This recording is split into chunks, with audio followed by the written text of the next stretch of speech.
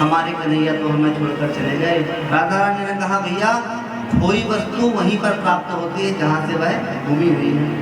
तो सारी गोपियाँ आज यमुना के पुलिन पर आती हैं और यमुना के पुलिन पर आकर के आज भगवान को पुकारती हैं। यहाँ पर एक बड़ा ही सुंदर गीत गाया जिसका नाम है गोपी गीत। 18 श्लोक हैं, कनक मंजरी छंद है, 10वें स्कंद का 21वां अध्याय है। सब गोपियां मिलकर के भगवान को आर्त भाव से पुकारती हैं। इस गोपी गीत का पाठ जो मनुष्य 7 रात्रि करता है ना, तो भगवान उसको स्वप्न में अवश्य दर्शन देते हैं। तो आइए जिनसे बनता हो वो साथ में गुनगुनाएं, नहीं तो ताली की ही सेवा करें भगवान की। सारी गोपियां मिलकर के आर्त भाव से पुकार रही हैं। क्या कहती हैं? जयति तेधिकं जन्मना प्रजा